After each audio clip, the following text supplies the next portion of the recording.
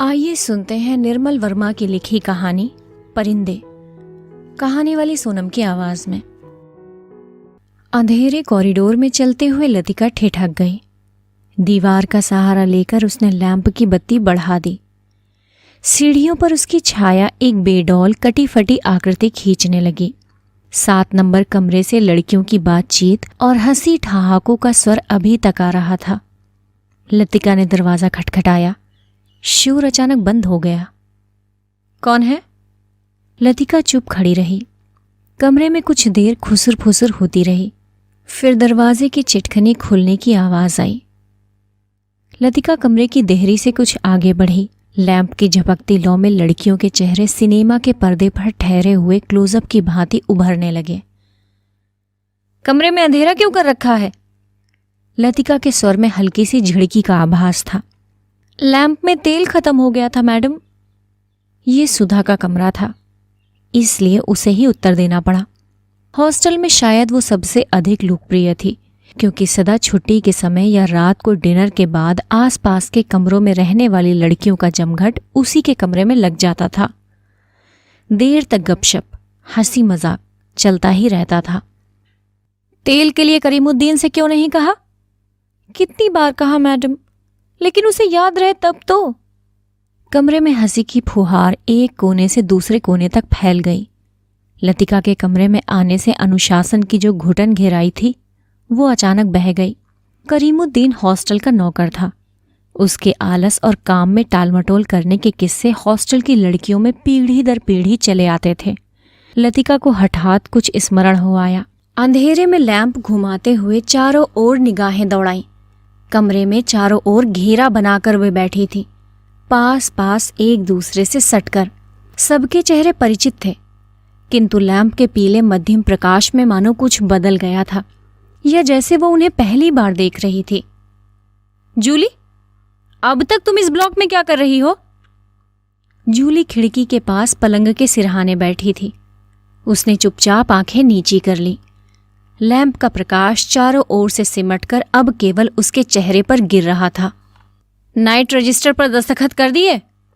हाँ मैडम। फिर? लतिका का स्वर कड़ा हो आया।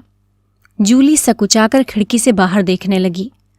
जब से लतिका इस स्कूल में आई है, उसने अनुभव किया कि हॉस्टल के इस नियम का पालन डांट फटकार के बावजूद भी नहीं किया जाता। नाइट रजिस्टर पर दस्तखत करने के बाद अपना ब्लॉक छोड़ने पर कड़ी पाबंदी है, किंतु किसी न किसी बहाने से प्रत्येक लड़की इसका उल्लंघन करती है। मैडम, कल से छुट्टियां शुरू हो जाएंगी, इसलिए आज रात हम सब ने मिलकर। और सुधा पूरी बात ना कहकर हेमंती की ओर देखते हुए मुस्कुराने लगी। हेमंती के गाने का प्रोग्राम है, आप भी कुछ देर बैठिए ना मैडम। लतिका खिसियानी सी हो आई। इस समय यहाँ आकर उसने इनके मजे को किरकिरा कर दिया।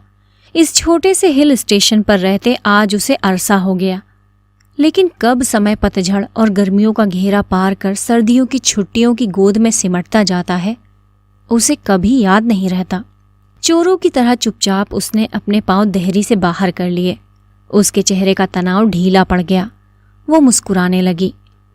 मेरे साथ स्नोफॉल देखने कोई नहीं ठहरेगा? मैडम, छुट्टियों में क्या आप घर नहीं जा रही हैं? सब लड़कियों की आंखें उस पर जम गईं। अभी कुछ पक्का नहीं है। I love this snowfall. Latika को लगा कि यही बात उसने पिछले साल भी कही थी, और शायद पिछले से पिछले साल भी। उसे लगा मानो लड़कियां उसे संदेह की दृष्टि से देख रही हैं, मानो उन्होंने उसकी बात पर विश्वास नहीं किया। उसका सिर चकराने लगा, मानो बादलों का स्याह झुरमुट किसी अनजाने कोने से उठकर उसे अपने में डुबो लेगा। वो थोड़ा सा हंसी, फिर धीरे से उसने सिर को झटक दिया। जूली, तुमसे कुछ काम है। अपने ब्लॉक से जाने से पहले मुझसे मिल लेना। Well, good night. लतिका ने अपने पीछे दरवाजा बंद कर दिया। Good night madam, good night, good night. Corridor की सीढ़ियां न उतरकर लतिका रेलिंग के सहारे खड़ी हो गई। लैंप की बत्ती को नीचे घुमाकर कोने में रख दिया। बाहर धुंध की नीली तहें इतनी घनी हो चली थी कि उन्हें चाकू से छीला जा सकता था। लॉन पर लगे हुए चीड़ के पत्तों की ससराहट हवा के झोंकों के संग कभी तेज कभी धीमी होकर भीतर बह आती थी। हवा में कुनकुनी सर्दी का आभास पाकर लतिका के मस्तिष्क में कल से आरंभ होने वाली छुट्टियों का ध्यान भटक आया। उसने आंखें मूंद ली। उसे लगा कि जैसे उसकी टांगें बांस की लकड़ियों की तरह उसके शरीर से बंधी हैं, जिसकी गांठें धीरे धीरे खुलती जा रही हैं। सिर की चकराहट अभी मिटी नहीं थी, मगर अब जैसे वो भीतर न होकर बाहर फैली हुई धुंध का हिस्सा बन गई थी। सीढ़ियों पर बातचीत का स्वर सुनकर लतिका जैसे सोते से जागी।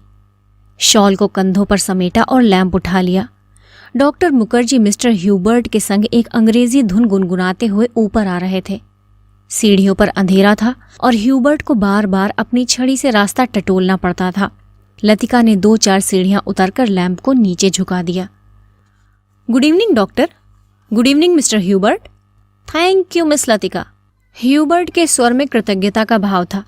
सीढ़ियां चढ़ने से उसकी सांस तेज हो गई थी और वो दीवार से सटा हुआ हाँफ रहा था। लैंप के प्रकाश में उसके चेहरे का पीलापन ताम्र वर्णित हो आया था, जिन पर उभरी हुई हड्डियों का उतार चढ़ाव अधिक तीखा सा हो गया था। यहां अकेले क्या कर रही हो मिस लतिका? डॉक्टर ने होठों के भीतर से सीटी बजाई।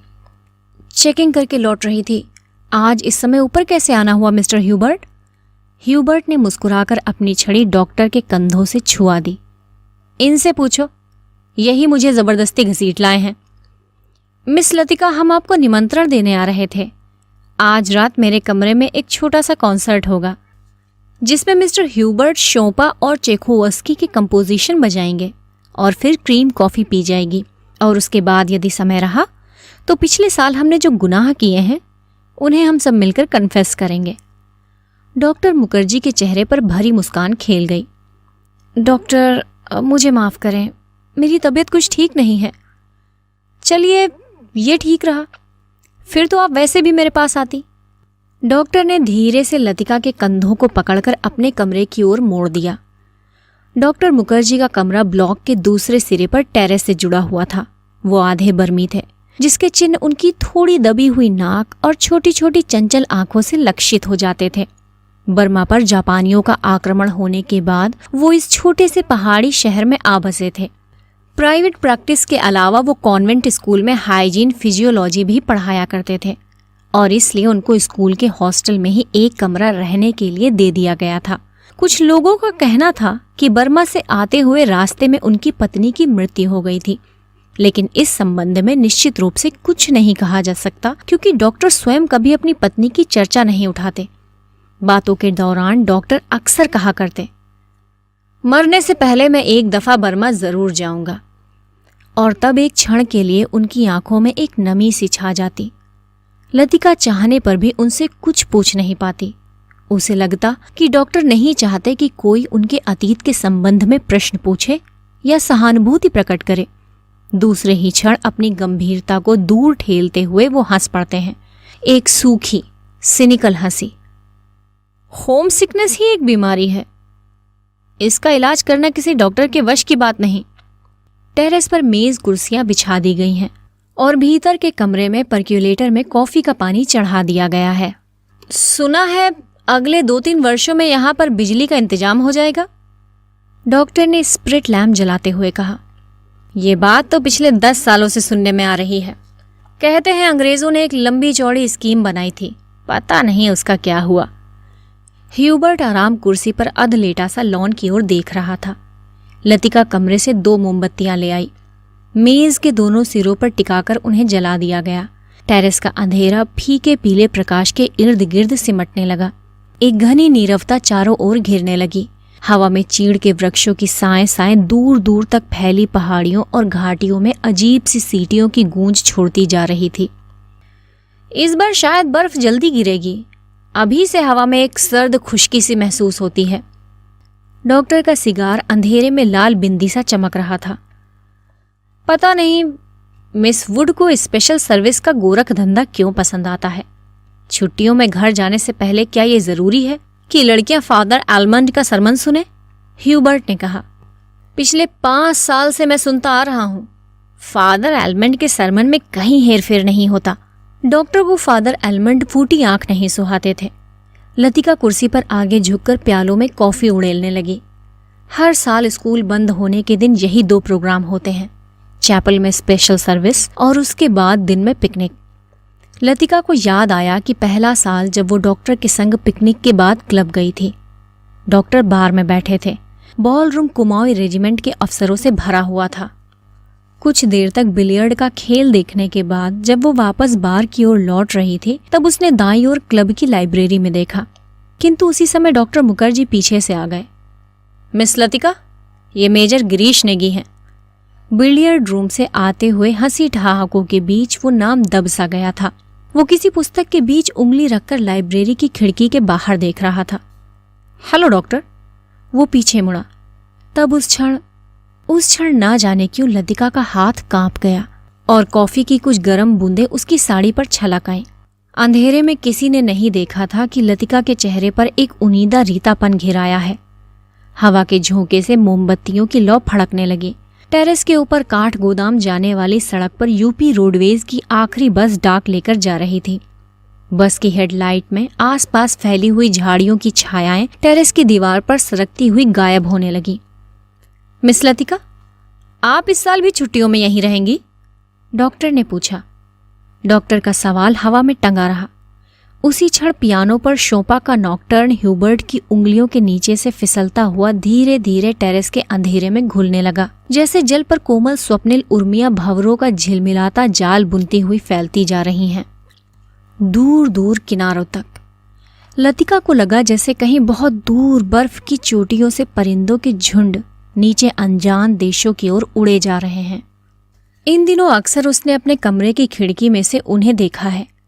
धागे में बंधे चमकीले लट्टुओं की तरह वे एक लंबी टेढ़ी मेढ़ी कतार में उड़े जाते हैं, पहाड़ों की सुनसान नीरवता से परे, उन विचित्र शहरों की ओर जहां शायद वो कभी नहीं जाएगी। लतिका आम चेयर पर झुकती हुई ऊँघने लगी। डॉक्टर मुखर्जी का सिगार अंधेरे में चुपचाप जल रहा था। डॉक्टर को आश्चर्य हुआ कि लतिका ना जाने क्या सोच रही है। लतिका सोच रही थी, क्या वो बूढ़ी होती जा रही है? उसके सामने स्कूल की प्रिंसिपल मिस वुड का चेहरा घूम गया।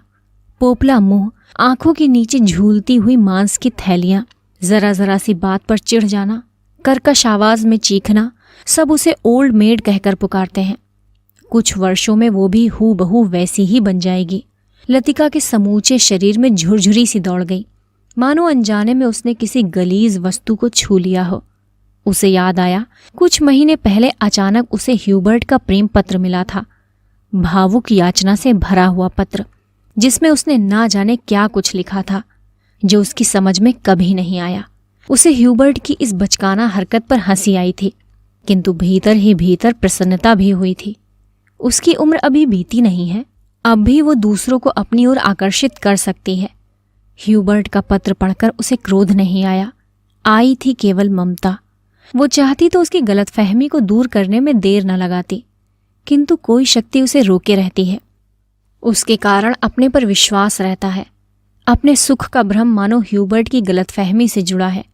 ह्यूबर्ट ही क्यों, वो क्या किसी को भी चाह सकेगी उस अनुभूति के संग जो अब नहीं रही, जो छाया सी छाया उस पर मंडराती रहती है, न स्वयं मिटती है न उसे मुक्ति दे पाती है। उसे लगा जैसे बादलों का झुरमुट फिर उसके मस्तिष्क पर धीरे धीरे छाने लगा है। उसकी टांगें फिर निर्जीव शिथिल सी हो गई हैं। वो झटके से उठ खड़ी हुई। डॉक्टर, माफ करना, मुझे बहुत थकान सी लग रही है। बिना वाक्य पूरा किए हुए लतिका चली गई। कुछ देर तक टेरेस पर निस्तब्धता छाई रही। मोमबत्तियां बुझने लगी। डॉक्टर मुखर्जी ने सिगार का नया कश लिया। सब लड़कियां एक जैसी होती हैं, बेवकूफ और सेंटिमेंटल। ह्यूबर्ट की उंगलियों का दबाव पियानो पर ढीला पड़ता गया। अंतिम सुरों की झिझकी सी गूंज कुछ क्षणों तक हवा में तिरती रही। डॉक्टर, आपको मालूम है, मिस लतिका का व्यवहार पिछले कुछ अरसे से अजीब अजीब सा लगता है। ह्यूबर्ट के स्वर में लापरवाही का भाव था। वो नहीं चाहता था कि डॉक्टर को लतिका के प्रति उसकी भावनाओं का आभास मात्र भी मिल सके। जिस कोमल अनुभूति को वो इतने समय से संजोता आया है, डॉक्टर उसे हंसी के एक ही ठहाके में उपहासास्पद बना देगा। क्या तुम नियति में विश्वास करते हो ह्यूबर्ट? डॉक्टर ने कहा। ह्यूबर्ट दम रोके प्रतीक्षा करता रहा। वो जानता था कि कोई भी बात कहने से पहले डॉक्टर को फिलोसोफाइज करने की आदत थी। डॉक्टर टेरेस के जंगले से सटकर खड़े हो गए। फीकी सी चांदनी में चीड़ के पेड़ों की छायाएं लॉन पर गिर रही थीं। कभी कभी कोई जुगनू अंधेरे में हरा प्रकाश छिड़कता हवा में गायब हो जाता था। मैं कभी कभी सोचता हूँ, इंसान जिंदा किस लिए रहता है? क्या उसे कोई और बेहतर काम करने को नहीं मिला? हजारों मील अपने मुल्क से दूर मैं यहाँ पड़ा हूँ। यहाँ कौन मुझे जानता है? यहीं शायद मैं मर भी जाऊं। ह्यूबर्ट, क्या तुमने कभी महसूस किया है कि एक अजनबी की हैसियत से पराई जमीन पर मर जाना काफी खौफनाक बात है? ह्यूबर्ट विस्मित सा डॉक्टर की ओर देखने लगा। उसने पहली बार डॉक्टर मुखर्जी के इस पहलू को देखा था। अपने संबंध में वो अक्सर चुप रहता था। कोई पीछे नहीं है, ये बात मुझ में एक अजीब किस्म की बेफिक्री पैदा कर देती है। लेकिन कुछ लोगों की मौत अंत तक पहेली बनी रहती है। शायद वे जिंदगी से बहुत उम्मीद लगाते थे। उसे ट्रैजिक भी नहीं कहा जा सकता, क्योंकि आखिरी दम तक उन्हें मरने का एहसास नहीं होता। डॉक्टर, आप किसका जिक्र कर रहे हैं? ह्यूबर्ट ने परेशान होकर पूछा। डॉक्टर कुछ देर तक चुपचाप सिगार पीते रहे। फिर मुड़कर वो मोमबत्तियों की बुझती हुई लौ को देखने लगे। तुम्हें मालूम है, किसी समय लतिका बिला नागा क्लब जाया करती थी। गिरीश नेगी से उसका परिचय वहीं हुआ था। कश्मीर जाने से एक रात पहले उसने मुझे सब कुछ बता दिया था। मैं अब तक लतिका से उस मुलाकात के बारे में कुछ नहीं कह सका हूं, किंतु उस रात कौन जानता था कि वो वापस नहीं लौटेगा। और अब क्या फर्क पड़ता है? Let the dead die. Doctor की सूखी सर्द हंसी में खोखली सी शून्यता भरी थी। कौन गिरीश नेगी? कुमाऊं रेजिमेंट में कैप्टन था। डॉक्टर, क्या लतिका? ह्यूबर्ट से आगे कुछ नहीं कहा गया। उसे याद आया वो पत्र जो उसने लतिका को भेजा था। कितना अर्थहीन और उपहासास्पद, जैसे उसका एक एक शब्द उसके दिल को कचोट रहा हो। उसने धीरे से पियानो पर सिर टिका लिया। लतिका ने उसे क्यों नहीं बताया? क्या वो इसके योग्य भी नहीं था? लतिका, वो तो बच्ची है। पागल, मरने वाले के संग खुद थोड़े ही मरा जाता है। कुछ देर चुप रहकर डॉक्टर ने अपने प्रश्न को फिर दोहराया। लेकिन ह्यूबर्ट, क्या तुम नियति पर विश्वास करते हो? हवा के हल्के झोंके से मोमबत्तियां एक बार प्रज्वलित होकर बुझ गईं। टेरेस पर ह्यूबर्ट और डॉक्टर अंधेरे में एक दूसरे का चेहरा नहीं देख पा रहे थे। फिर भी वो एक दूसरे की ओर देख रहे थे। कॉन्वेंट स्कूल से कुछ दूर मीडोज में बहते पहाड़ी नाले का स्वर आ रहा था। जब बहुत देर बाद कुमाऊं रेजिमेंट सेंटर का बिगुल सुनाई दिया तो ह्यूबर्ट हड़बड़ाकर खड़ा हो गया। अच्छा, चलता हूं doctor. Good night. Good night Hubert, मुझे माफ करना, मैं सिगार खत्म करके उठूंगा। सुबह बदली छाई थी। लतिका के खिड़की खोलते ही धुंध का गुब्बारा सा भीतर घुस आया। जैसे रात भर दीवार के सहारे सर्दी में ठिठुरता हुआ वो अपने भीतर आने की प्रतीक्षा कर रहा हो। स्कूल से ऊपर चैपल जाने वाली सड़क बादलों में छिप गई थी। केवल चैपल का क्रॉस धुंध के पर्दे पर एक दूसरे को काटती हुई पेंसिल की रेखाओं सा दिखाई दे जाता था।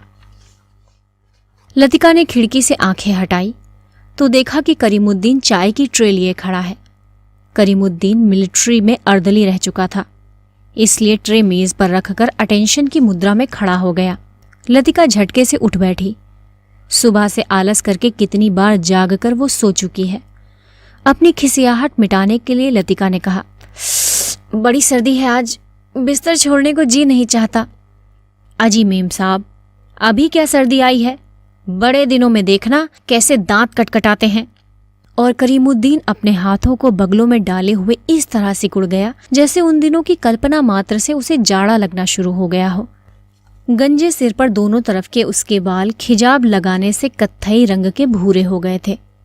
बात चाहे किसी विषय पर हो रही हो, वो हमेशा खींच तान कर उसे ऐसे क्षेत्र में घसीट लाता था जहां वो बेझिझक अपने विचारों को प्रकट कर सके। एक दफा तो यहां लगातार इतनी बर्फ गिरी थी कि भुआली से लेकर डाक बंगले तक सारी सड़कें जाम हो गई। इतनी बर्फ थी मेम साहब कि पेड़ों की टहनियां तक सिकुड़कर तनों से लिपट गई थी, बिल्कुल ऐसे। और करीमुद्दीन नीचे झुककर मुर्गा सा बन गया। कब की बात है? लतिका ने पूछा। अब ये तो जोड़ हिसाब करके ही पता चलेगा मेम साहब, लेकिन इतना याद है कि उस वक्त अंग्रेज बहादुर यहीं थे। कंटोनमेंट की इमारत पर कौमी झंडा नहीं लगा था। बड़े जबर थे ये अंग्रेज, 2 घंटों में ही सारी सड़कें साफ करवा दी। उन दिनों एक सीटी बजाते ही 50 घोड़े वाले जमा हो जाते थे। अब तो सारे शेड खाली पड़े हैं। वे लोग अपनी खिदमत भी करवाना चाहते थे, अब तो सब उजाड़ हो गया है। करीमुद्दीन उदास भाव से बाहर देखने लगा। आज ये पहली बार नहीं है जब लतिका करीमुद्दीन से उन दिनों की बातें सुन रही है, जब अंग्रेज बहादुर ने इस स्थान को स्वर्ग बना रखा था। आप छुट्टियों में इस साल भी यहीं रहेंगी मेम साहब? दिखता तो कुछ ऐसा ही है करीमुद्दीन, तुम्हें फिर तंग होना पड़ेगा। क्या कहती हैं मेम साहब, आपके रहने से हमारा भी मन लगा रहता है, वरना छुट्टियों में तो यहाँ कुत्ते लौटते हैं। तुम आज जरा मिस्त्री से कह देना कि इस कमरे की छत की मरम्मत कर जाए। पिछले साल बर्फ का पानी दरारों से टपकता रहता था। लतिका को याद आया कि पिछली सर्दियों में जब कभी बर्फ गिरती थी तो उसे पानी से बचने के लिए रात भर कमरे के कोने में सिमट कर सोना पड़ता था। करीमुद्दीन चाय की ट्रे उठाता हुआ बोला, ह्यूबर्ट साहब तो शायद कल ही चले जाएं। कल रात उनकी तबीयत फिर खराब हो गई। आधी रात के वक्त मुझे जगाने आए थे। कहते थे छाती में तकलीफ है। उन्हें ये मौसम नहीं रास आता। कह रहे थे लड़कियों की बस में वो भी कल चले जाएंगे। करीमुद्दीन दरवाजा बंद करके चला गया। लतिका की इच्छा हुई कि ह्यूबर्ट के कमरे में जाकर उनकी तबीयत की पूछताछ कराए, लेकिन फिर ना जाने क्यों स्लीपर पैरों में टंगे रहे और वो खिड़की के बाहर बादलों को उड़ता हुआ देखती रही। ह्यूबर्ट का चेहरा जब उसे देखकर सहमा सा दयनीय हो जाता है, तब उसे लगता है कि वो अपनी मूक निरीह याचना में उसे कोस रहा है। न वो उसकी गलतफहमी को दूर करने का प्रयत्न कर पाती है, न उसे अपनी विवशता की सफाई देने का साहस होता है। उसे लगता है कि इस जाले से बाहर निकलने के लिए वो धागे की जिस सिरे को पकड़ती है वो खुद एक गांठ बनकर रह जाता है। बाहर बूंदाबांदी होने लगी। कमरे की टीन की छत खट खट बोलने लगी। लतिका पलंग से उठ खड़ी हुई, बिस्तर को तहाकर बिछाया, फिर पैरों में स्लीपरों को घसीटते हुए वो बड़े आईने तक आई और उसके सामने स्टूल पर बैठकर बालों को खोलने लगी, किंतु कुछ देर तक कंघी बालों में ही उलझी रही और वो गुमसुम सी शीशे में अपना चेहरा ताकती रही। करीमुद्दीन को यह कहना याद ही नहीं रहा कि धीरे धीरे आग जलाने की लकड़ियां जमा कर लें। इन दिनों सस्ते दामों पर सूखी लकड़ियां मिल जाती हैं। पिछले साल तो कमरा धुएं से भर जाता था, जिसके कारण कपकपाते जाड़े में भी उसे खिड़की खोलकर ही सोना पड़ता था। आईने में लतिका ने अपना चेहरा देखा। वो मुस्कुरा रही थी। पिछले साल अपने कमरे की सीलन और ठंड से बचने के लिए कभी कभी वो मिस वुड के खाली कमरे में चोरी चुपके सोने चली जाया करती थी। मिस वुड का कमरा बिना आग के भी गर्म रहता था। उनके गदीले सोफे पर लेटते ही आंख लग जाती थी। कमरा छुट्टियों में खाली पड़ा रहता है, किंतु मिस वुड से इतना नहीं होता कि 2 महीनों के लिए उसके हवाले कर जाए। हर साल कमरे में ताला ठोक कर जाती हैं। वो तो पिछले साल गुसलखाने में भीतर की साकल देना भूल गई थी, जिसे लतिका चोर दरवाजे के रूप में इस्तेमाल करती रही थी। पहले साल अकेले में उसे बड़ा डर सा लगता था। छुट्टियों में सारे स्कूल और हॉस्टल के कमरे साए साए करने लगते हैं। डर के मारे उसे जब कभी नींद नहीं आती थी, तब वो करीमुद्दीन को रात में देर तक बातों में उलझाए रखती। बातों में जब खोई सी वो सो जाती, तब करीमुद्दीन चुपचाप लैंप बुझाकर चला जाता। कभी कभी बीमारी का बहाना करके वो डॉक्टर को बुलवा भेजती थी और बाद में बहुत जिद करके दूसरे कमरे में उनका बिस्तर लगवा देती। लतिका ने कंघे से बालों का गुच्छा निकाला और उसे बाहर फेंकने के लिए वो खिड़की के पास आ खड़ी हुई। बाहर छत की ढलान से बारिश के जल की मोटी सी धार बराबर लॉन पर गिर रही थी। मेघाच्छन्न आकाश में सरकते हुए बादलों के पीछे पहाड़ियों के झुंड कभी उभर आते थे, कभी छिप जाते थे, मानो चलती हुई ट्रेन से उन्हें कोई देख रहा हो। लतिका ने खिड़की से सिर बाहर निकाल लिया। हवा के झोंके से उसकी आंखें छिप गईं। उसे जितने काम याद आते हैं उतना ही आलस घना होता जाता है। बस की सीटें रिजर्व करवाने के लिए चपरासी को रुपए देने हैं। जो सामान हॉस्टल की लड़कियां पीछे छोड़े जा रही हैं उन्हें गोदाम में रखवाना होगा। कभी कभी तो छोटी क्लास की लड़कियों को पैकिंग करवाने के काम में भी उसे हाथ बटाना पड़ता था। वो इन सब कामों से ऊबती नहीं, धीरे धीरे सब निपटते जाते हैं। कोई गलती इधर उधर रह जाती है सो बाद में सुधर जाती है। हर काम में किचकिच रहती है, परेशानी और दिक्कत होती है, किंतु देर सबेर इससे छुटकारा मिल ही जाता है। किंतु जब लड़कियों की आखिरी बस चली जाती है तब उसका मन उचाट सा हो जाता है। खाली कॉरिडोर में घूमती हुई वो कभी इस कमरे में जाती है, कभी उसमें। वो नहीं जान पाती कि अपने से क्या करे। दिल कहीं भी नहीं टिकता, हमेशा भटका भटका सा रहता है। इस सब के बावजूद जब कोई सहज भाव से पूछ बैठता है, मिस लतिका, छुट्टियों में आप घर नहीं जा रही हैं? तब वो क्या कहे? Ding dong ding. Special service के लिए स्कूल चैपल के घंटे बजने लगे थे। लतिका ने अपना सिर खिड़की के भीतर कर लिया। उसने झटपट साड़ी उतारी और पेटीकोट में ही कंधे पर तौलिया डाले गुसलखाने में घुस गई। Left right left. कंटोनमेंट जाने वाली पक्की सड़क पर 4-4 की पंक्ति में कुमाऊं रेजिमेंट के सिपाहियों की एक टुकड़ी मार्च कर रही थी। फौजी बूटों की भारी खुरदरी आवाजें स्कूल चैपल की दीवारों से टकराकर भीतर प्रेयर हॉल में गूंज रही थीं। Blessed are the meek. Father Elmond एक एक शब्द चबाते हुए खखारते स्वर में सरमन ऑफ द माउंट पढ़ रहे थे। ईसा मसीह की मूर्ति के नीचे कैंडलब्रियम के दोनों ओर मोमबत्तियां जल रही थीं, जिनका प्रकाश आगे बेंचों पर बैठी हुई लड़कियों पर पड़ रहा था। पिछली लाइनों के बेंच अंधेरे में डूबे हुए थे, जहां लड़कियां प्रार्थना की मुद्रा में बैठी हुई सिर झुकाए एक दूसरे से खुसर फुसर कर रही थी। मिसवुड स्कूल सीजन के सफलतापूर्वक समाप्त हो जाने पर विद्यार्थियों और स्टाफ सदस्यों को बधाई का भाषण दे चुकी थी और अब फादर के पीछे बैठी हुई अपने में ही कुछ बुड़बुड़ा रही थी, मानो धीरे धीरे फादर को प्रॉम्प्ट कर रही हों। आमीन। फादर एलमंड ने बाइबल मेज पर रख दी और प्रेयर बुक उठा ली। हॉल की खामोशी क्षण भर के लिए टूट गई। लड़कियों ने खड़े होते हुए जानबूझकर बेंचों को पीछे ढकेला। बेंच फर्श पर रगड़ खाते सीटी बजाते हुए पीछे खिसक गए। हॉल के कोने से हंसी फूट पड़ी। मिस वुड का चेहरा तन गया, भ्रकुटियां चढ़ गईं, फिर अचानक निस्तब्धता छा गई। हॉल के उस घुटे हुए धुंधलके में फादर का तीखा फटा हुआ स्वर सुनाई देने लगा। Jesus said, I am the light of the world. He that followed me shall not walk in darkness, but shall have the light of life. Doctor Mukherjee ने ऊब और उकताहट से भरी जम्हाई ली। कब ये किस्सा खत्म होगा?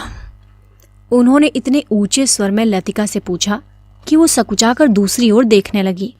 स्पेशल सर्विस के समय डॉक्टर मुखर्जी के होठों पर व्यंग्यात्मक मुस्कान खेलती रहती थी और वो धीरे धीरे अपनी मूंछों को खींचते रहते थे। फादर एलमंड की वेशभूषा देखकर लतिका के दिल में गुदगुदी सी दौड़ गई। जब वो छोटी थी तो अक्सर ये बात सोचकर विस्मित हुआ करती थी कि क्या पादरी लोग सफेद चोगे के नीचे कुछ नहीं पहनते? अगर धोखे से वो ऊपर उठ जाए तो? लेफ्ट राइट लेफ्ट मार्च करते हुए फौजी बूट चैपल से दूर होते जा रहे थे। केवल उनकी गूंज हवा में शेष रह गई थी। हेम नंबर 117, फादर ने प्रार्थना पुस्तक खोलते हुए कहा। हॉल में प्रत्येक लड़की ने डेस्क पर रखी हुई हिम बुक खोल ली।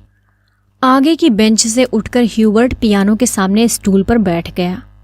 संगीत शिक्षक होने के कारण हर साल स्पेशल सर्विस के अवसर पर उसे क्वायर के संग पियानो बजाना पड़ता था। ह्यूबर्ट ने अपने रुमाल से नाक साफ की। अपनी घबराहट छिपाने के लिए ह्यूबर्ट हमेशा ऐसा ही किया करता था। कनखियों से हॉल की ओर देखते हुए उसने कांपते हाथों से हिम बुक खोली। Lead kindly light. पियानो के सुर दबे झिझकते से मिलने लगे। घने बालों से ढकी ह्यूबर्ट की लंबी पीली अंगुलियां खुलने सिमटने लगी। क्वायर में गाने वाली लड़कियों के स्वर एक दूसरे से गुथकर कोमल स्निग्ध लहरों में बिंध गए। लतिका को लगा उसका जूड़ा ढीला पड़ गया है, मानो गर्दन के नीचे झूल रहा है। मिस वुड की आंख बचाकर लतिका ने चुपचाप बालों में लगे क्लिपों को कसकर खींच दिया। बड़ा झक्की आदमी है। मैंने सुबह ह्यूबर्ट को यहां आने से मना किया था, फिर भी चला आया, डॉक्टर ने कहा। लतिका को करीमुद्दीन की बात याद हो आई।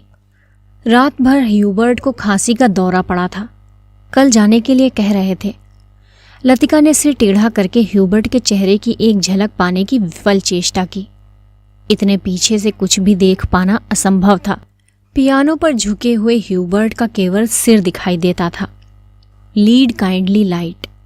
संगीत के सुर मानो एक ऊंची पहाड़ी पर चढ़कर हाँफती हुई सांसों को आकाश की अबाध शून्यता में बिखेरते हुए नीचे उतर रहे हैं।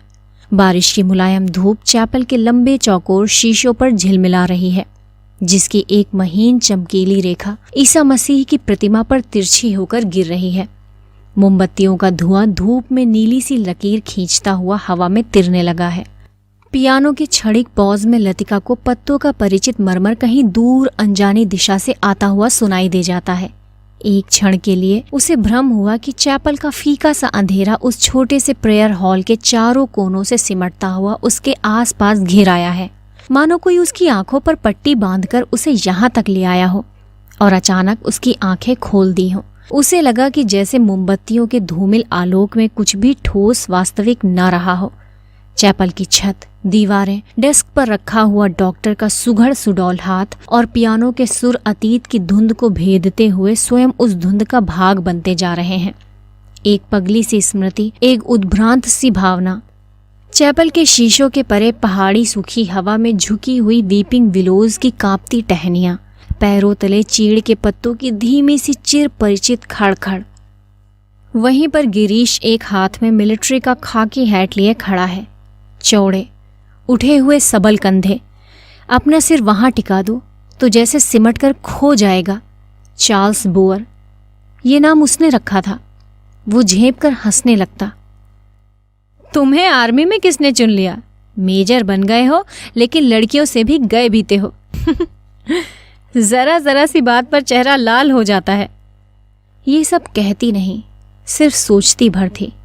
सोचा था कभी कहूंगी, वो कभी कभी नहीं आया।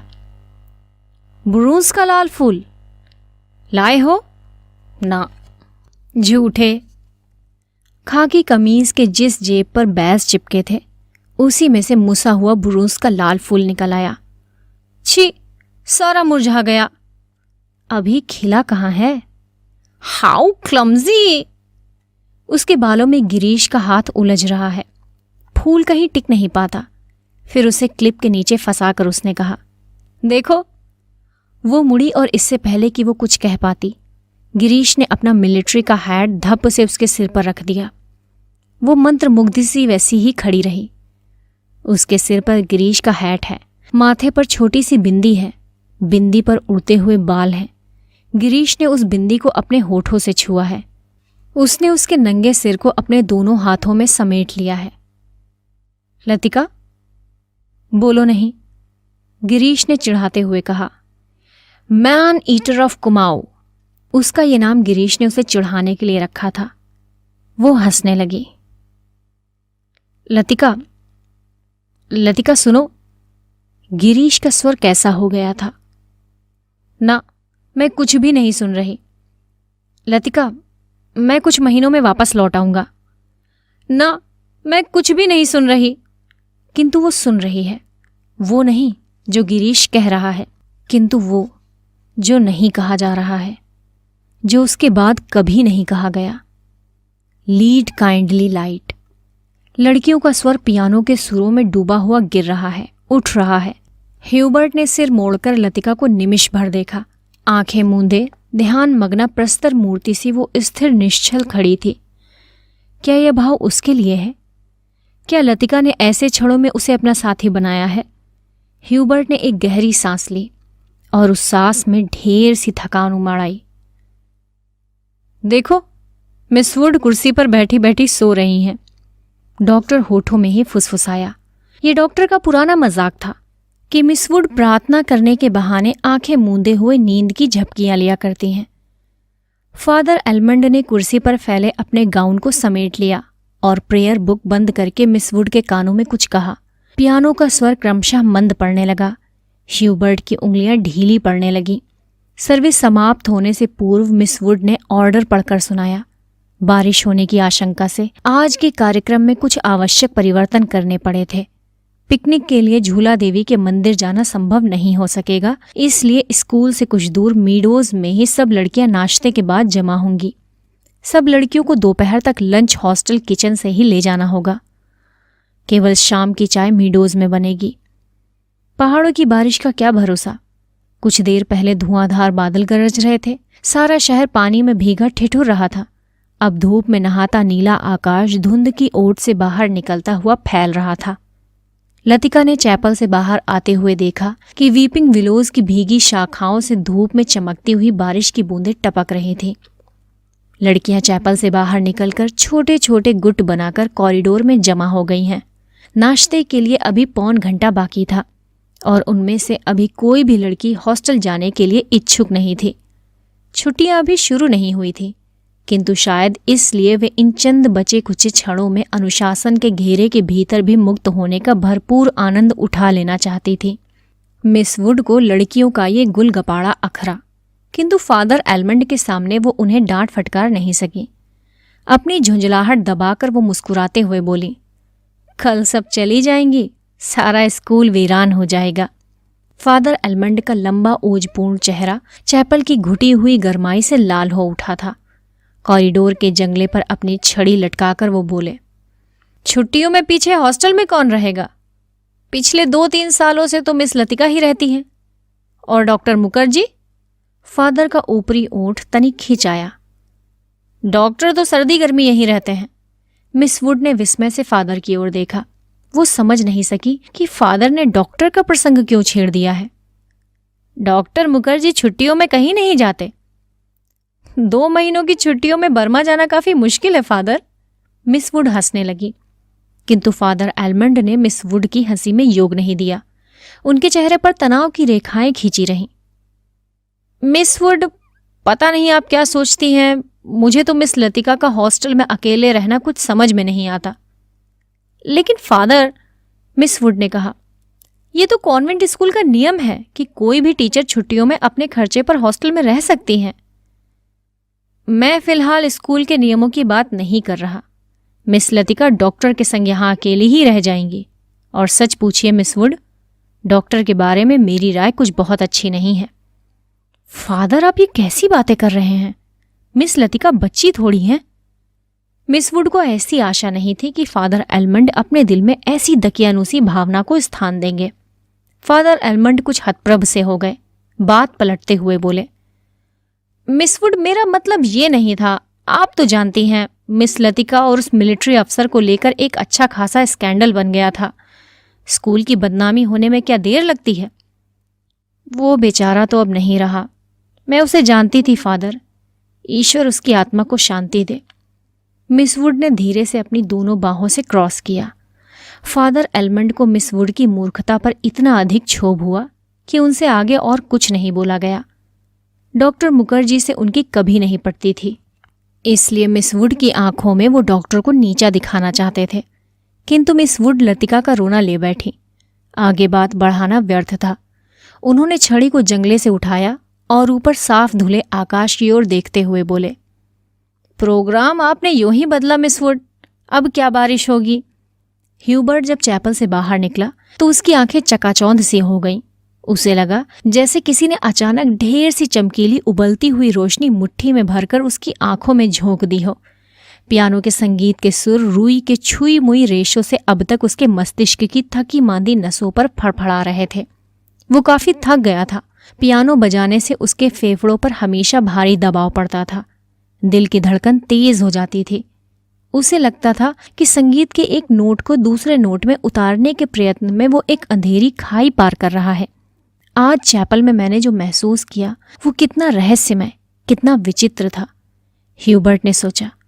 मुझे लगा पियानो का हर नोट चिरंतर खामोशी की अंधेरी खोह से निकलकर बाहर फैली नीली धुंध को काटता तराशता हुआ एक भूला सा अर्थ खींच लाता है।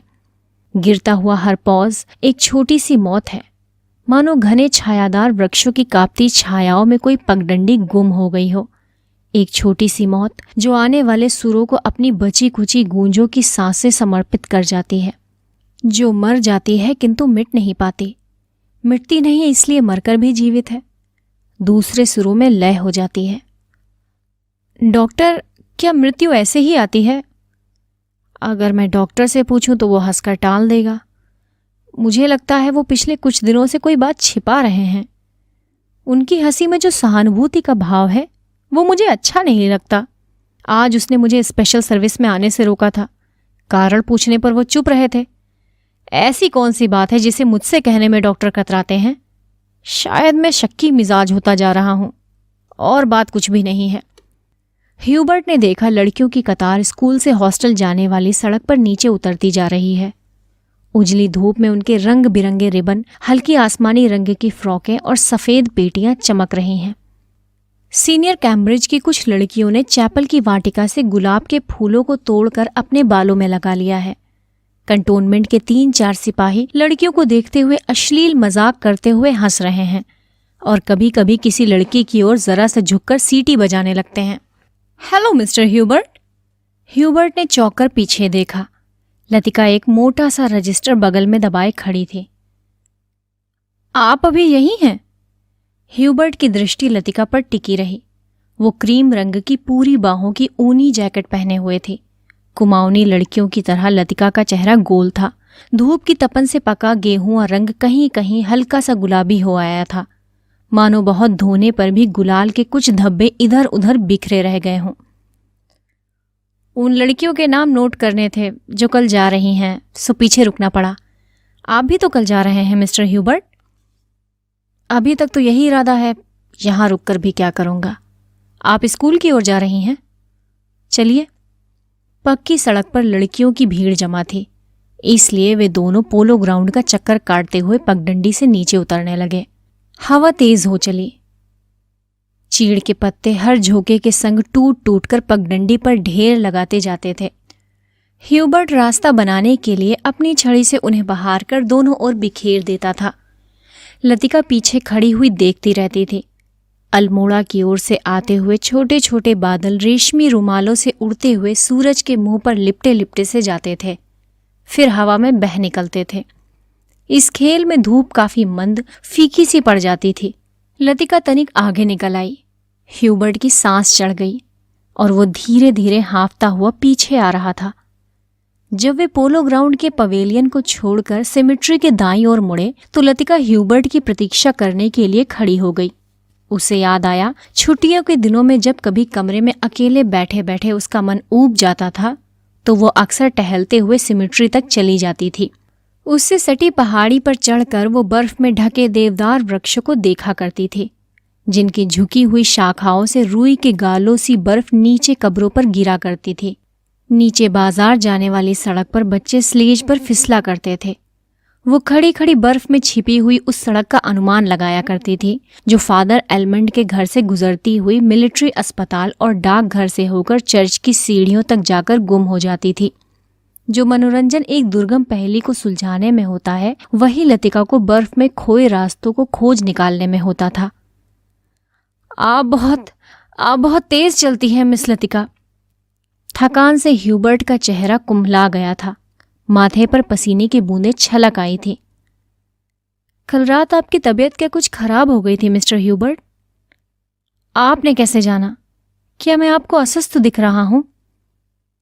ह्यूबर्ट के स्वर में हल्की सी खीज का आभास था। सब लोग मेरी सेहत को लेकर क्यों बात शुरू करते हैं, उसने सोचा। नहीं, मुझे तो पता भी नहीं चलता। वो तो सुबह सुबह कमरुद्दीन ने बातों में ही जिक्र छेड़ दिया था। लतिका कुछ अप्रतिभ सी हो आई। कोई खास बात नहीं, वही पुराना दर्द शुरू हो गया था, अब बिल्कुल ठीक है। अपने कथन की पुष्टि के लिए ह्यूबर्ट छाती सीधी करके तेज कदम बढ़ाने लगे। डॉक्टर मुखर्जी को दिखलाया था?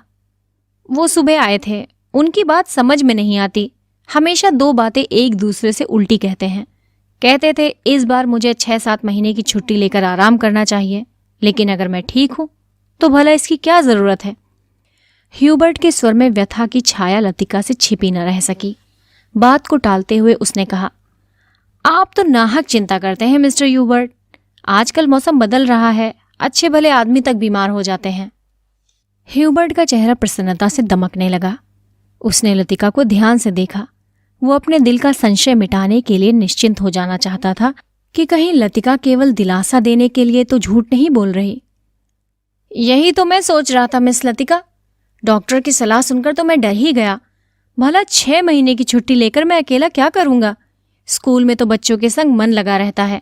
सच पूछो तो दिल्ली में ये 2 महीनों की छुट्टियां काटना भी दूभर हो जाती है। मिस्टर ह्यूबर्ट, कल आप दिल्ली जा रहे हैं? लतिका चलते चलते हठात ठिठक गई। सामने पोलो ग्राउंड फैला था, जिसके दूसरी ओर मिलिट्री के ट्रक कंटोनमेंट की ओर जा रहे थे। ह्यूबर्ट को लगा जैसे लतिका की आंखें अधमुंधी सी खुली रह गई हैं, मानो पलकों पर एक पुराना भूला सा सपना सरक आया है। मिस्टर ह्यूबर्ट, आप दिल्ली जा रहे हैं? इस बार लतिका ने प्रश्न नहीं दोहराया। उसके स्वर में केवल एक असीम दूरी का भाव घिराया था। बहुत अरसा पहले मैं भी दिल्ली गई थी मिस्टर ह्यूबर्ट। तब मैं बहुत छोटी थी। ना जाने कितने बरस बीत गए। हमारी मौसी का ब्याह वहीं हुआ था। बहुत सी चीज़ें देखी थी, लेकिन अब तो सब कुछ धुंधला सा पड़ गया है। इतना याद है कि हम कुतुब पर चढ़े थे। सबसे ऊंची मंजिल से हमने नीचे झांका था। ना जाने कैसा लगा था।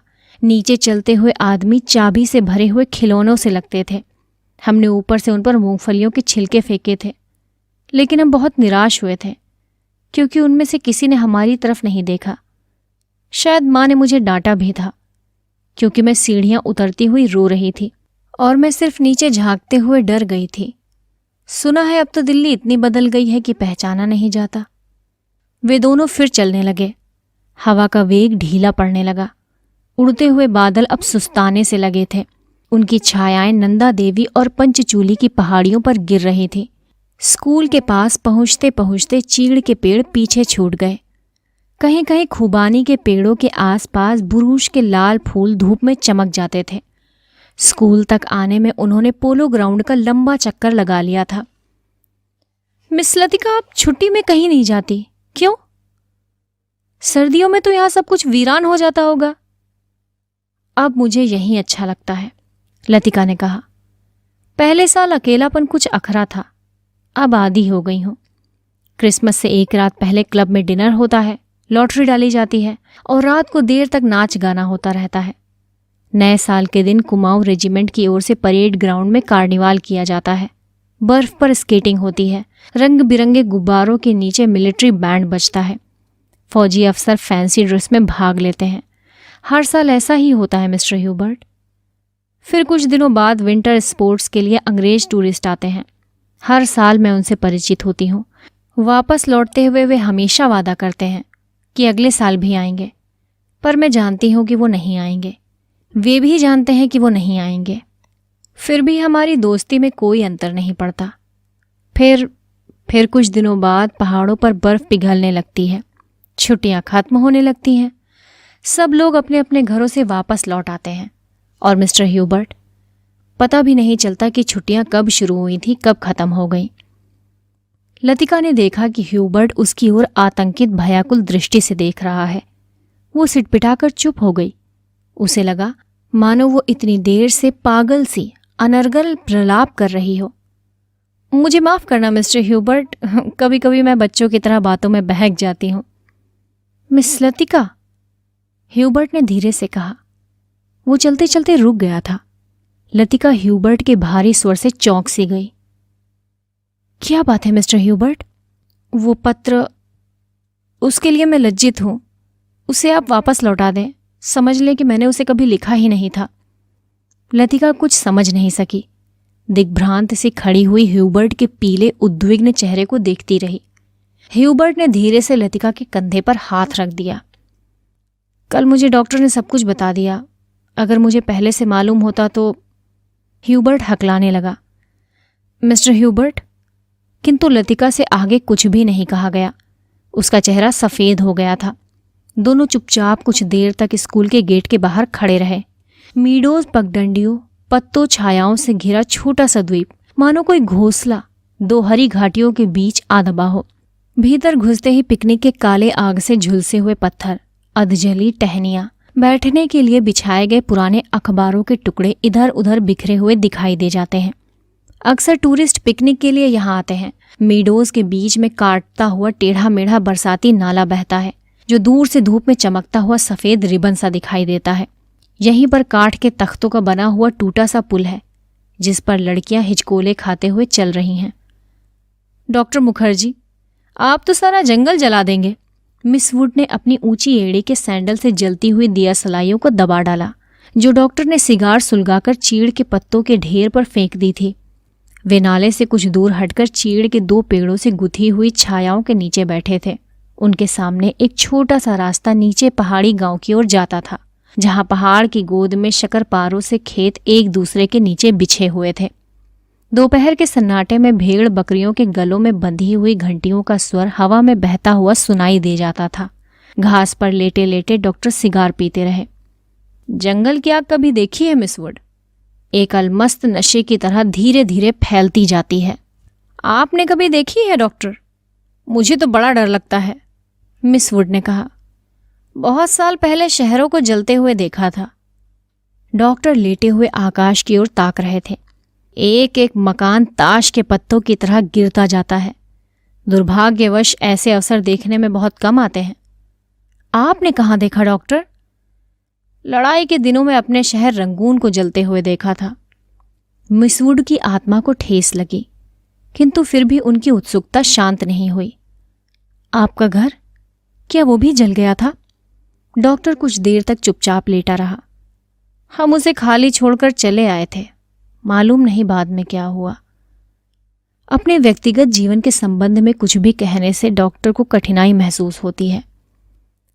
डॉक्टर, क्या आप कभी वापस बर्मा जाने की बात नहीं सोचते? डॉक्टर ने अंगड़ाई ली और करवट बदलकर औंधे मुंह लेट गए। उनकी आंखें मुंद गईं और माथे पर बालों की लटें झूल आईं। ये सोचने से क्या होता है मिस वुड?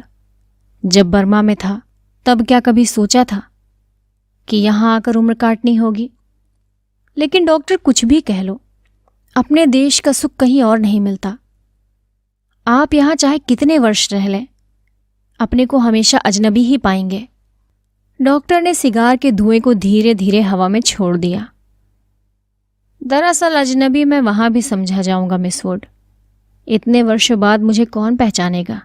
इस उम्र में नए सिरे से रिश्ते जोड़ना काफी सिरदर्दी का काम है। कम से कम मेरे वश की बात नहीं है। लेकिन डॉक्टर, आप कब तक इस पहाड़ी कस्बे में पड़े रहेंगे? इसी देश में रहना है तो किसी बड़े शहर में प्रैक्टिस शुरू कीजिए। प्रैक्टिस बढ़ाने के लिए कहाँ कहाँ भटकता फिरूंगा मिस वुड। जहाँ रहो वहीं मरीज मिल जाते हैं। यहाँ आया था कुछ दिनों के लिए, फिर मुद्दत हो गई और टिका रहा। जब कभी जी उबेगा कहीं चला जाऊंगा। जड़ें कहीं नहीं जमती तो पीछे भी कुछ नहीं छूट जाता। मुझे अपने बारे में कोई गलतफहमी नहीं है मिस वुड, मैं सुखी हूं। मिस वुड ने डॉक्टर की बात पर विशेष ध्यान नहीं दिया। दिल में वो हमेशा डॉक्टर को उच्छृंखल, लापरवाह और सनकी समझती रही हैं, किंतु डॉक्टर के चरित्र में उसका विश्वास है, ना जाने क्यों। हालांकि डॉक्टर ने जाने अनजाने में इसका कोई प्रमाण दिया हो याद नहीं पड़ता। मिस वुड ने एक ठंडी सांस भरी। वो हमेशा ये सोचती थी कि यदि डॉक्टर इतना आलसी और लापरवाह ना होता तो अपनी योग्यता के बल पर काफी चमक सकता था। इसलिए उन्हें डॉक्टर पर क्रोध भी आता था और दुख भी होता था। मिस वुड ने अपने बैग से ऊन का गोला और सलाइयां निकाली। फिर उसके नीचे से अखबार में लिपटा हुआ चौड़ा टॉफी का डिब्बा उठाया, जिसमें अंडों की सैंडविचें और हैमबर्गर दबे हुए थे। थर्मस से प्यालों में कॉफी उड़ेलते हुए मिस वुड ने कहा, डॉक्टर, कॉफी ठंडी हो रही है। डॉक्टर लेटे लेटे बुड़बुड़ाए। मिस वुड ने नीचे झुककर देखा। वो कोहनी पर सिर टिकाए सो रहे थे। ऊपर का होंठ जरा सा फैलकर मुड़ गया था, मानो किसी से मजाक करने से पहले मुस्कुरा रहे हों। उनकी उंगलियों में दबा हुआ सिगार नीचे झुका हुआ लटक रहा था। Mary, Mary, what do you want? What do you want? दूसरे स्टैंडर्ड में पढ़ने वाली मैरी ने अपनी चंचल चपल आंखें ऊपर उठाई। लड़कियों का दायरा उसे घेरे हुए कभी पास आता था, कभी दूर खींचता चला जाता था। I want blue. दोनों हाथों को हवा में घुमाते हुए मैरी चिल्लाई। दायरा पानी की तरह टूट गया। सब लड़कियां एक दूसरे पर गिरती पड़ती किसी नीली वस्तु को छूने के लिए भाग दौड़ करने लगी। लंच समाप्त हो चुका था। लड़कियों के छोटे छोटे दल मीडोज में बिखर गए थे। ऊंची क्लास की कुछ लड़कियां चाय का पानी गर्म करने के लिए पेड़ों पर चढ़कर सूखी टहनियां तोड़ रही थीं। दोपहर की उस घड़ी में मीडोज अलसाया ऊँघता सा जान पड़ता था। हवा का कोई भूला भटका झोंका आ जाता था तब चीड़ के पत्ते खड़खड़ा उठते थे। कभी कोई पक्षी अपनी सुस्ती मिटाने झाड़ियों से उड़कर नाले के किनारे बैठ जाता था, पानी में सिर डुबाता था, फिर उड़कर हवा में 2-4 निरुद्देश्य चक्कर काटकर दोबारा झाड़ियों में दुबक जाता था। किंतु जंगल की खामोशी शायद कभी चुप नहीं रहती। गहरी नींद में डूबी सपनों से कुछ आवाजें नीरवता के हल्के झीने पर्दे पर सिलवटें बिछा जाती हैं, मूक लहरों सी तिरती हैं, मानो कोई दबे पांव झांककर अदृश्य संकेत कर जाता है। देखो, मैं यहां हूं, लतिका ने जूली के बॉब हेयर को सहलाते हुए कहा। कल रात तुम्हें बुलाया था। मैडम, मैं गई थी, आप अपने कमरे में नहीं थी। लतिका को याद आया कि कल रात वो डॉक्टर के कमरे के टेरेस पर देर तक बैठी रही थी और भीतर ह्यूबर्ट पियानो पर शोपा का नॉकटर्न बजा रहा था। जूली, तुमसे कुछ पूछना था। उसे लगा वो जूली की आंखों से अपने को बचा रही है। जूली ने अपना चेहरा ऊपर उठाया, उसकी भूरी आंखों से कौतूहल झांक रहा था। तुम ऑफिसर्स मेस में किसी को जानती हो? जूली ने अनिश्चित भाव से सिर हिलाया। लतिका कुछ देर तक जूली को अपलक घूरती रही। जूली, मुझे विश्वास है तुम झूठ नहीं बोलोगी। कुछ क्षण पहले जूली की आंखों में जो कुतूहल था वो भय में परिणत होने लगा। लतिका ने अपनी जैकेट की जेब से एक नीला लिफाफा निकालकर जूली की गोद में फेंक दिया। ये किसकी चिट्ठी है? जूली ने लिफाफा उठाने के लिए हाथ बढ़ाया, किंतु फिर एक क्षण के लिए उसका हाथ कांपकर ठिठक गया। लिफाफे पर उसका नाम और हॉस्टल का पता लिखा हुआ था। थैंक यू मैडम, मेरे भाई का पत्र है, वो झांसी में रहते हैं। जूली ने घबराहट में लिफाफे को अपने स्कर्ट की तहों में छिपा लिया। जूली, जरा मुझे लिफाफा दिखलाओ। लतिका का स्वर तीखा कर्कश सा हो आया। जूली ने अनमने भाव से लतिका को पत्र दे दिया। तुम्हारे भाई झांसी में रहते हैं? जूली इस बार कुछ नहीं बोली। उसकी उद्भ्रांत उखड़ी सी आंखें लतिका को देखती रहीं। ये क्या है? जूली का चेहरा सफेद पड़ गया। लिफाफे पर कुमाऊं रेजिमेंटल सेंटर की मुहर उसकी ओर घूम रही थी। ये कौन है? लतिका ने पूछा। उसने पहले भी हॉस्टल में उड़ती हुई अफवाह सुनी थी कि जूली को क्लब में किसी मिलिट्री अफसर के संग देखा गया था, किंतु ऐसी अफवाहें अक्सर उड़ती रहती थीं और उसने उस पर विश्वास नहीं किया था। जूली, तुम अभी बहुत छोटी हो। जूली के होंठ कांपे, उसकी आंखों में निरी ही याचना का भाव घिराया। अच्छा, अभी जाओ, तुमसे छुट्टियों के बाद बातें करूंगी। जूली ने ललचाई दृष्टि से लिफाफे की ओर देखा। कुछ बोलने को उद्यत हुई, पर बिना कुछ कहे चुपचाप वापस लौट गई। लतिका देर तक जूली को देखती रही, जब तक वो आंखों से ओझल नहीं हो गई। क्या मैं किसी खूसट बुढ़िया से कम हूं? अपने अभाव का बदला क्या मैं दूसरों से ले रही हूं? शायद, कौन जाने, शायद जूली का ये प्रथम परिचय हो उस अनुभूति से जिसे कोई भी लड़की बड़े चाव से संजोकर संभाल कर अपने में छिपाए रहती है। एक अनिर्वचनीय सुख जो पीड़ा लिए है, पीड़ा और सुख को डुबोती हुई उमड़ते ज्वार की खुमारी जो दोनों को अपने में समा लेती है। एक दर्द जो आनंद से उपजा है और पीड़ा देता है। यहीं इसी देवदार के नीचे उसे भी यही लगा था जब गिरीश ने पूछा था, तुम चुप क्यों हो? वो आंखें मूंदे सोच रही थी। सोच कहाँ रही थी, जी रही थी उस क्षण को जो भय और विस्मय के बीच भेजा था। बहका सा पागल क्षण। वो अभी पीछे मुड़ेगी तो गिरीश की नर्वस मुस्कुराहट दिखाई दे जाएगी। उस दिन से आज दोपहर तक का अतीत एक दुःस्वप्न की मानिंद टूट जाएगा। वही देवदार है जिस पर उसने अपने बालों के क्लिप से गिरीश का नाम लिखा था। पेड़ की छाल उतरती नहीं थी, क्लिप टूट टूट जाती थी। तब गिरीश ने अपने नाम के नीचे उसका नाम लिखा था। जब कभी कोई अक्षर बिगड़कर टेढ़ा मेढ़ा हो जाता था तब वो हंसती थी और गिरीश का कांपता हाथ और भी कांप जाता था। लतिका को लगा जो वो याद करती है वही भूलना भी चाहती है, लेकिन जब वो सचमुच भूलने लगती है तब उसे भय लगता है, जैसे कोई उसकी किसी चीज को उसके हाथों से छीने लिए जा रहा है। ऐसा कुछ जो सदा के लिए खो जाएगा। बचपन में जब कभी अपने किसी खिलौने को खो देती थी तो वो गुमसुम सी होकर सोचा करती थी, कहाँ रख दिया मैंने। जब बहुत दौड़ धूप करने पर खिलौना मिल जाता तो वो बहाना करती कि अभी उसे खोज ही रही है, कि वो अभी मिला नहीं है। जिस स्थान पर खिलौना रखा होता जानबूझकर उसे छोड़कर घर के दूसरे कोने में उसे खोजने का उपक्रम करती। तब खोई हुई चीज याद रहती, इसलिए भूलने का भय नहीं रहता था।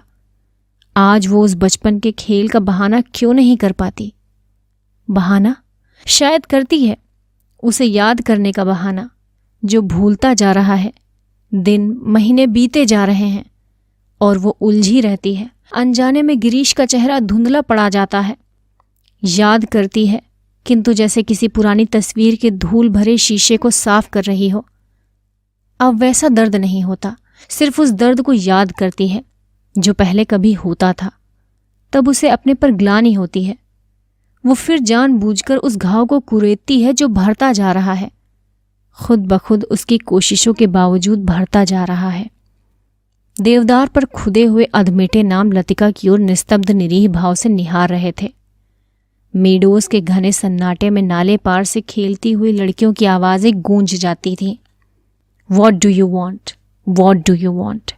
तितलियां, झींगुर, जुगनू मीडोज पर उतरती हुई सांझ की छायाओं में पता नहीं चलता कौन किसकी आवाज है। दोपहर के समय जिन आवाजों को अलग अलग करके पहचाना जा सकता था, अब वे एक स्वरता की अविरल धारा में घुल गई थी। घास से अपने पैरों को पोंछता हुआ कोई रेंग रहा है। झाड़ियों की झुरमुट से परों को फड़फड़ाता हुआ झपटकर कोई ऊपर से उड़ जाता है, किंतु ऊपर देखो तो कहीं कुछ भी नहीं है। मीडोज के झरने का गड़गड़ाता स्वर जैसे अंधेरी सुरंग में झपाटे से ट्रेन गुजर गई हो और देर तक उनमें सीटियों और पहियों की चीत्कार गूंजती रही हो।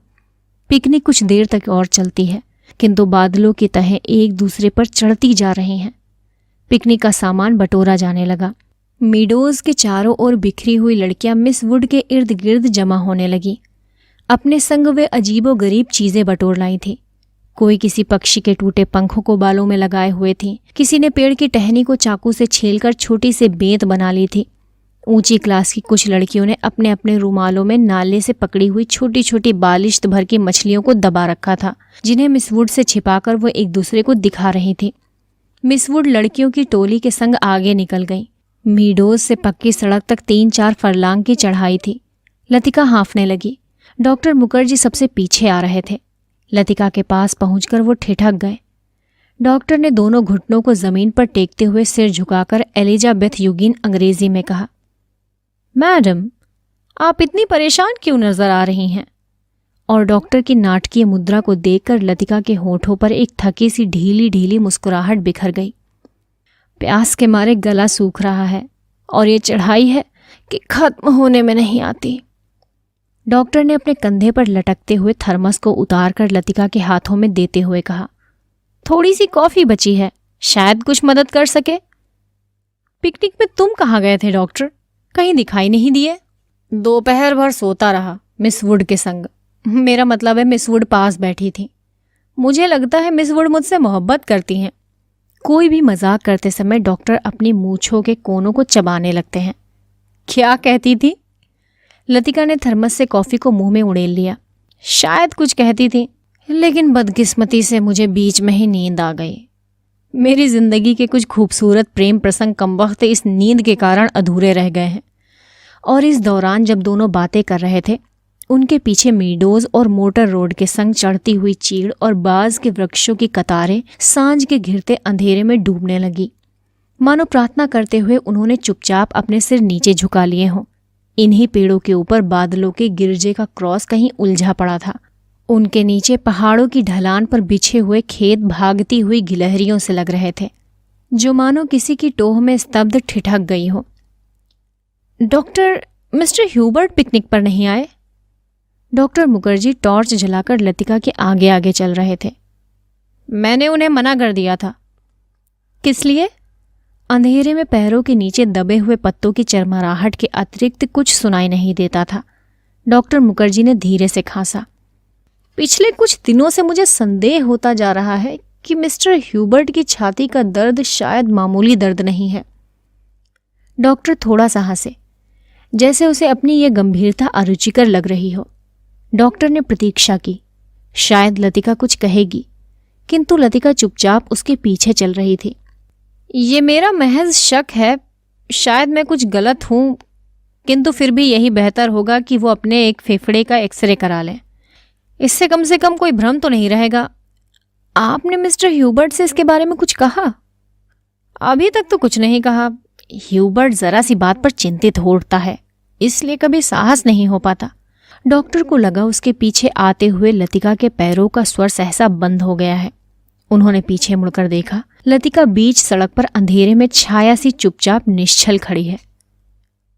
डॉक्टर, लतिका का स्वर भर्राया हुआ था। क्या बात है मिस लतिका, आप रुक क्यों गईं? डॉक्टर, क्या मिस्टर ह्यूबर्ट? डॉक्टर ने अपनी टॉर्च की मध्यम रोशनी लतिका पर उठा दी। उन्होंने देखा लतिका का चेहरा एकदम पीला पड़ गया है और वो रह रहकर पत्ते सी कांप जाती है। मिस लतिका, क्या बात है? आप तो बहुत डरी सी जान पड़ती हैं। कुछ नहीं डॉक्टर, मुझे कुछ याद आ गया था। वे दोनों फिर चलने लगे। कुछ दूर जाने पर उनकी आंखें ऊपर उठ गईं। पक्षियों का एक बेड़ा धूमिल आकाश में त्रिकोण बनाता हुआ पहाड़ों के पीछे उनकी ओर आ रहा था। लतिका और डॉक्टर सिर उठाकर इन पक्षियों को देखते रहे। लतिका को याद आया, हर साल सर्दी की छुट्टियों से पहले ये परिंदे मैदानों की ओर उड़ते हैं। कुछ दिनों के लिए बीच के इस पहाड़ी स्टेशन पर बसेरा करते हैं, प्रतीक्षा करते हैं बर्फ के दिनों की, जब वे नीचे अजनबी अनजाने देशों में उड़ जाएंगे। क्या वे सभी प्रतीक्षा कर रहे हैं? वो, डॉक्टर, मिस्टर ह्यूबर्ट? लेकिन कहाँ के लिए? हम कहाँ जाएंगे? किंतु उसका कोई उत्तर नहीं मिला। उस अंधेरे में मीडोज के झरने का भुतैला स्वर और चीड़ के पत्तों की सरसराहट के अतिरिक्त कुछ नहीं सुनाई देता था। लतिका हड़बड़ाकर चौंक गई। अपनी छड़ी पर झुके हुए डॉक्टर धीरे धीरे सीटी बजा रहे थे। मिस लतिका, जल्दी कीजिए, बारिश शुरू होने वाली है। हॉस्टल पहुंचते पहुंचते बिजली चमकने लगी थी, किंतु उस रात बारिश देर तक नहीं हुई। बादल बरसने भी नहीं पाते थे कि हवा के थपेड़ों से ढकेल दिए जाते थे। दूसरे दिन तड़के ही बस पकड़नी थी, इसलिए डिनर के बाद लड़कियां सोने के लिए अपने अपने कमरों में चली गई थीं। जब लतिका अपने कमरे में गई तो उस समय कुमाऊं रेजिमेंट सेंटर का बिगुल बज रहा था। उसके कमरे में कमरुद्दीन कोई पहाड़ी धुन गुनगुनाता हुआ लैंप में गैस पंप कर रहा था। लतिका उन्हीं कपड़ों में तकिए को दोहराकर लेट गई।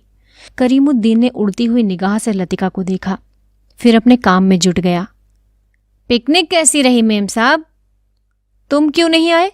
सब लड़कियां तुम्हें पूछ रही थीं। लतिका को लगा दिन भर की थकान धीरे धीरे उसके शरीर की पसलियों पर चिपटती जा रही है। अनायास उसकी आंखें नींद के बोझ से झपकने लगी। मैं चला आता तो ह्यूबर्ट साहब की तीमारदारी कौन करता? दिन भर उनके बिस्तरे से सटा हुआ बैठा रहा और अब वो गायब हो गए। करीमुद्दीन ने कंधे पर लटकते हुए मैले कुचैले तौलिए को उतारा और लैंप के शीशों की गर्द पोंछने लगा। लतिका की अधमुंदी आंखें खुल गईं।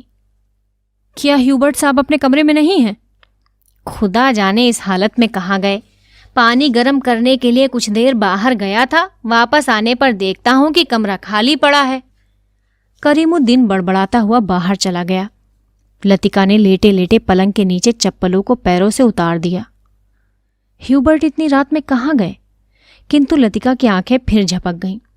दिन भर की थकान ने सब परेशानियों प्रश्नों पर कुंजी लगा दी थी। जैसे दिन भर आंख मिचौली खेलते हुए उसने अपने कमरे में दैया को छू लिया था। अब वो सुरक्षित थे।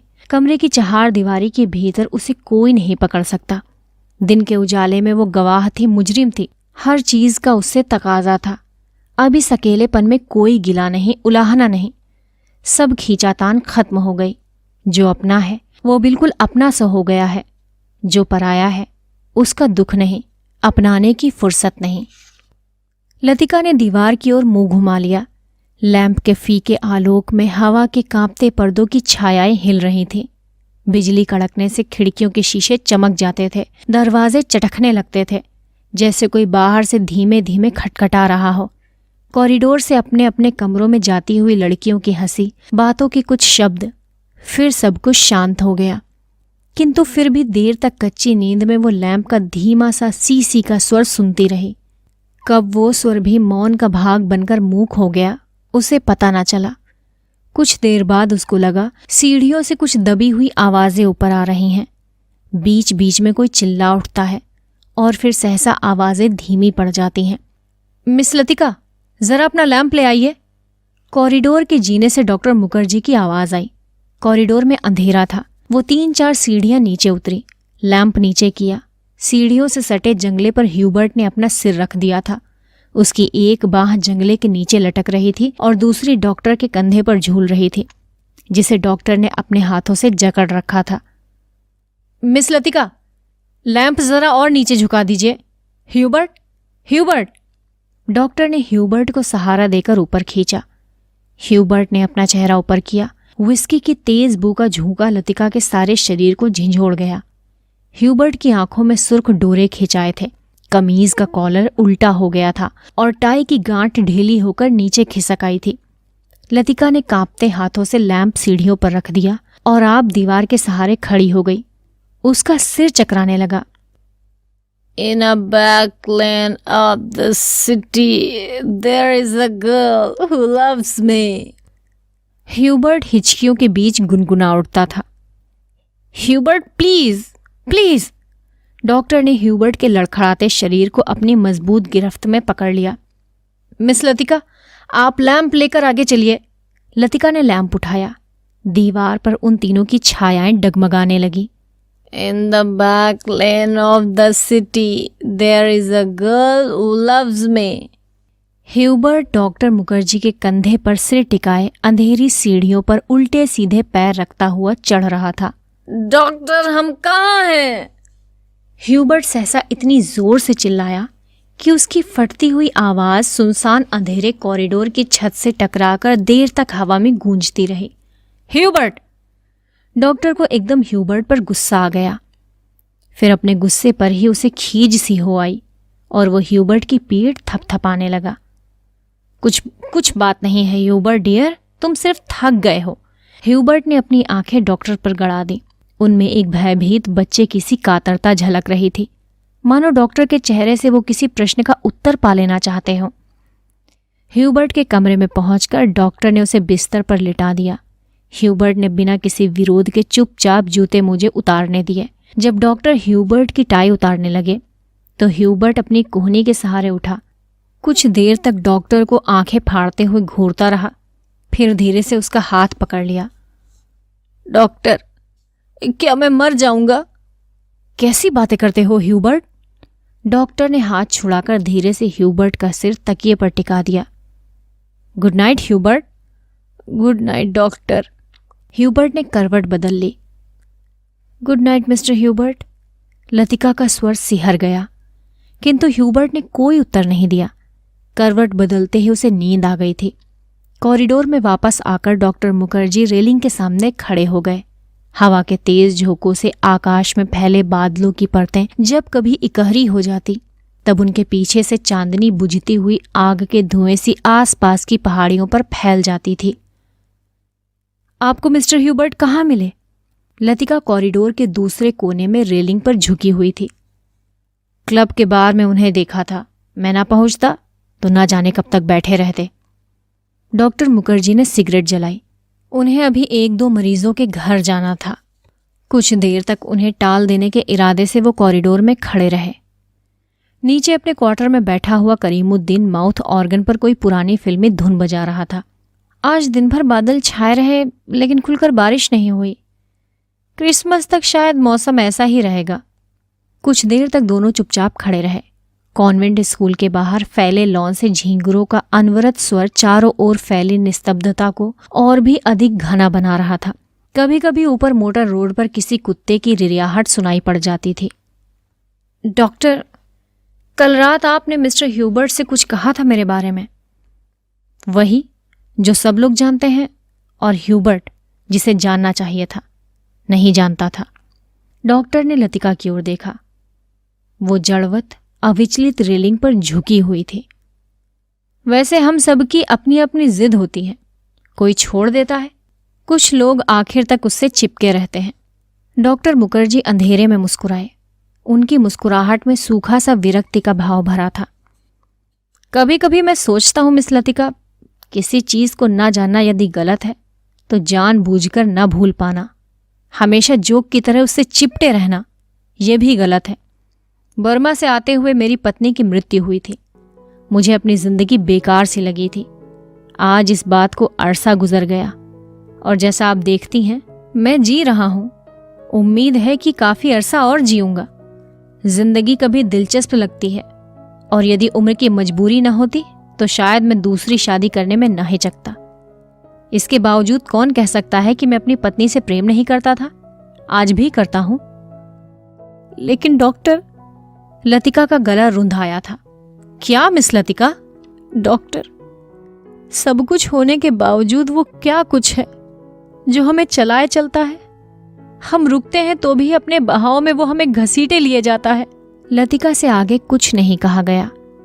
जैसे जो वो कहना चाह रही है कह नहीं पा रही, जैसे अंधेरे में कुछ खो गया है जो मिल नहीं रहा, शायद कभी नहीं मिल पाएगा। ये तो आपको फादर एलमंड ही बता सकेंगे मिस लतिका। डॉक्टर की खोखली हंसी में उनका पुराना सनकीपन उभर आया था। अच्छा, चलता हूं मिस लतिका, मुझे काफी देर हो गई है। डॉक्टर ने दिया सलाई जलाकर घड़ी को देखा। Good night miss Latika. Good night doctor. Doctor के जाने पर लतिका कुछ देर तक अंधेरे में रेलिंग से सटी खड़ी रही। हवा चलने से कॉरिडोर में जमा हुआ कोहरा सिहर उठता था।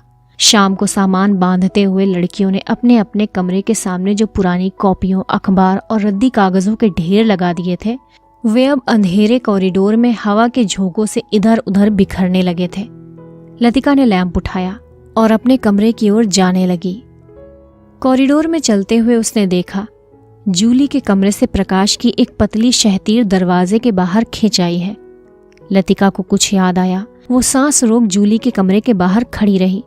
कुछ देर बाद उसने दरवाजा खटखटाया। भीतर से कोई आवाज नहीं आई। जूली लैंप बुझाना भूल गई थी। लतिका धीरे धीरे दबे पांव जूली के पलंग के पास चली आई। जूली का सोता हुआ चेहरा लैंप के फीके आलोक में पीला सा दिख रहा था। लतिका ने अपनी जेब से वो नीला लिफाफा निकाला और उसे जूली के तकिए के नीचे दबाकर रख दिया। जब वो बाहर कॉरिडोर में आई, बारिश की बौछार तेजी से पड़ने लगी। करीमुद्दीन ने अपने माउथ ऑर्गन पर एक नई फिल्मी धुन छेड़ दी थी। आप सुन रहे थे निर्मल वर्मा की लिखी कहानी परिंदे, कहानी वाली सोनम की आवाज में। जल्द ही एक दुनिया समानांतर, जो यूपीएससी हिंदी ऑप्शनल मेंस की कहानियों का संग्रह है, उसकी अगली कहानी लेकर आपके सामने वापस आएंगे।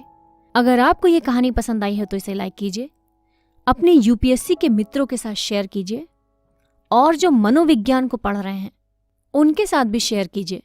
लाइक, कमेंट और सब्सक्राइब कीजिए। मिलते हैं अगली कहानी में। धन्यवाद।